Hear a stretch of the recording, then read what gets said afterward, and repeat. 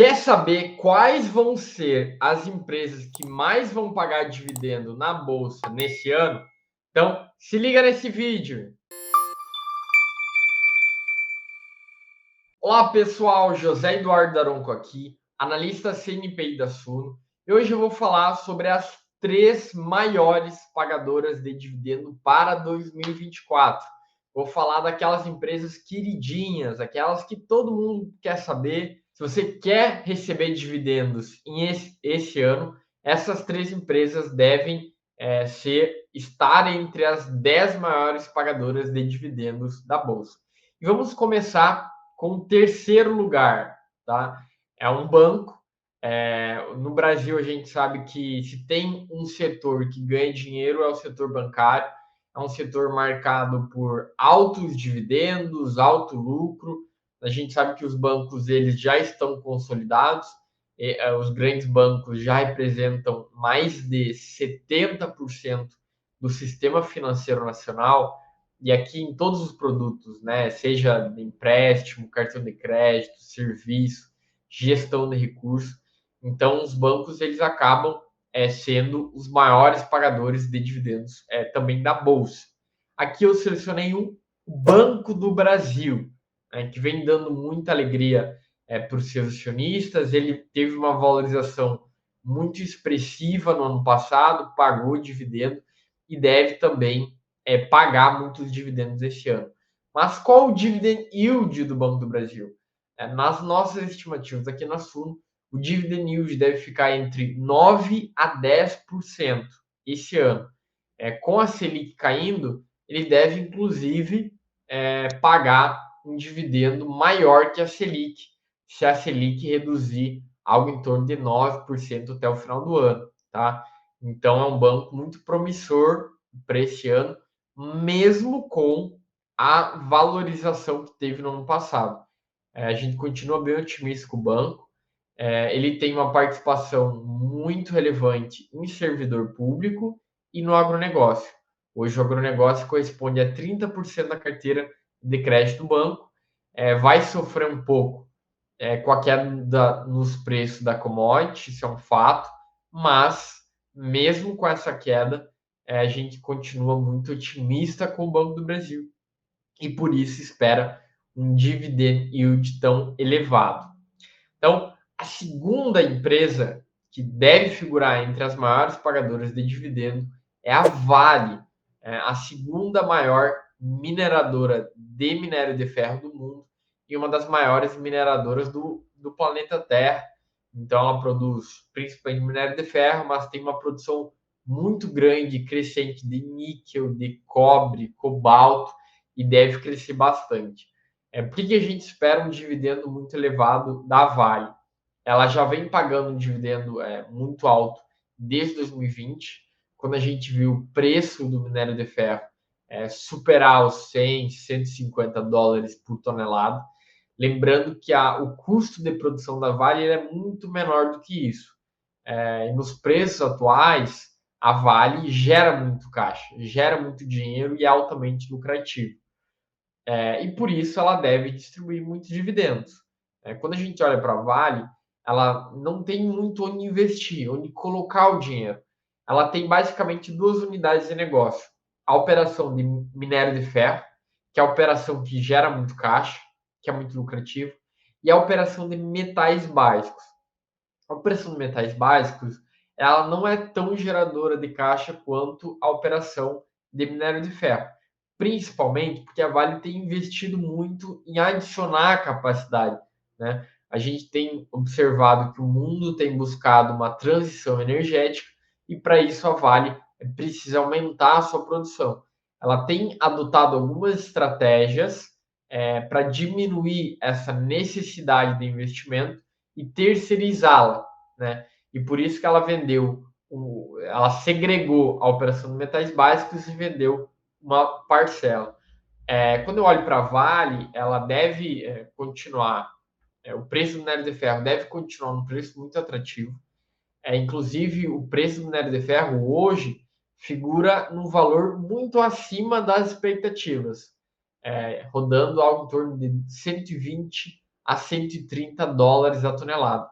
Hoje, o custo de produção da Vale, o custo all-in, que a gente chama, né, o custo de produzir e levar até a China, que é o principal comprador do minério, ele gira em torno de 50 a 60 dólares a tonelada. Então pense comigo, pessoal. O custo para você extrair um minério de ferro, seja de Minas Gerais, seja de Carajás, no Pará, e levar até a China, gira em torno de 50 a 60 dólares. Hoje, o preço do minério de ferro tem girado em torno de 120 e 130 dólares. Então a gente consegue ver que a Vale tem muita gordura para continuar sendo lucrativa e pagando dividendos. É verdade que o preço do minério tem sofrido alguma pressão, a economia da China tem desacelerado, mas ainda assim, nesse patamar de preço, a Vale é muito lucrativa e gera muito caixa e vai pagar muito dividendo. José Eduardo, qual é a sua estimativa de dividendo para a Vale? Nossa estimativa é de 8%, tá? Deve rodar entre 8% a 9%. É um pouco abaixo do que o Banco do Brasil. E você deve se perguntar, mas por que ela está em segundo lugar e não em terceiro? Porque a Vale, ela remunera o seu acionista de duas formas. Através do dividendo e através da recompra.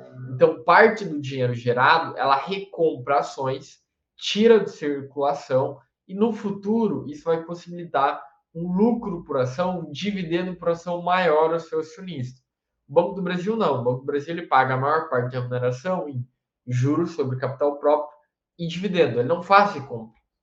Então, quando você somar a recompra com o dividendo da Vale, ela figura com uma distribuição maior do que o Banco do Brasil, tá? Então, essa é um pouco da minha projeção para a Vale para o mercado.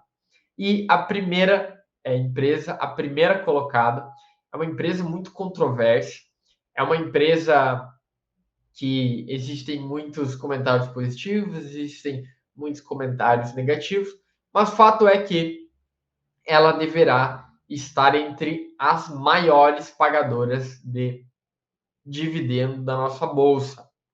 E ela é, inclusive, a maior empresa do Brasil. É ela, a Petrobras. A Petrobras, como vocês sabem, nos últimos anos passou por várias mudanças.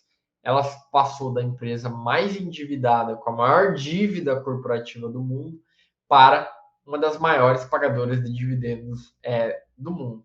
Tá? A gente já tem vários vídeos explicando o motivo, vários vídeos explicando o contexto da Petrobras, que eu não vou me delongar aqui, mas fato é que ela vai distribuir um dividendo muito expressivo esse ano. É um dividendo menor do que já foi, e ele deve ser diminuído por dois fatores que eu vou elencar aqui, principais, tá, pessoal? O primeiro deles é a queda do Brent, né? A gente viu o Brent atingir patamares recordes acima de 100 dólares o barril. Isso impulsionou de maneira muito significativa o estado da Petrobras e a gente viu esse Brent caindo ao longo dos anos e se normalizando, né? Chegando a uma normalização. Bom, dito isso, esse primeiro motivo, a queda do Brent afeta o resultado da Petrobras, o que é lógico, né?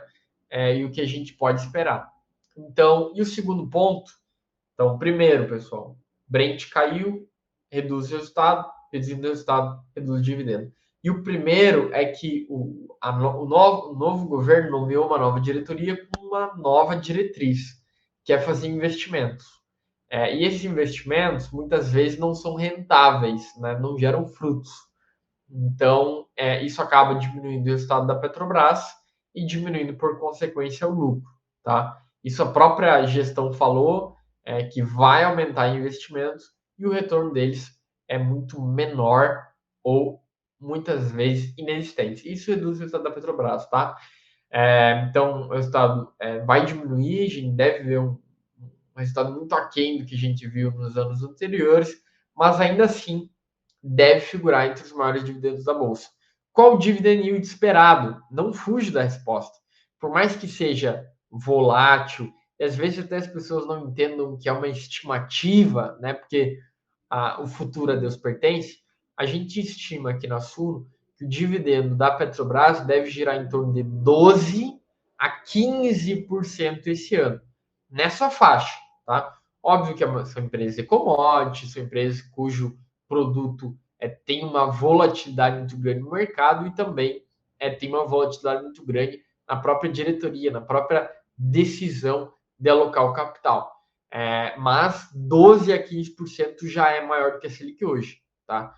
E melhor, eu acho que às vezes os investidores, sobretudo os iniciantes, eles não dão conta que quando você olha a Selic, você está olhando o retorno antes dos impostos, né? Porque o governo ele abocanha cerca de 20% do que você aplica no CDI. Só que quando você olha o dividendo ele é depois dos impostos, ele é pós-taxes, né? Pós-taxas. Ou seja, ele já é líquido de impostos. E o que eu acho que isso é importante, porque mesmo se você tiver um dividendo igual a Selic, nominal, você vai ter um retorno maior, porque o retorno de dividendo é isento de imposto de renda, ao menos até agora, né? Então essas são as três prováveis maiores pagadoras de dividendo para 2024. E eu quero saber de você. Você tem alguma dessas empresas? Deixa nos comentários, deixa um like.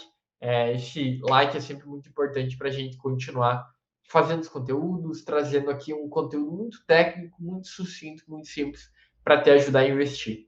Tá bem, pessoal? Também deixei o meu Instagram aqui embaixo nos comentários para você me seguir e ter a oportunidade de ver as minhas análises em tempo real.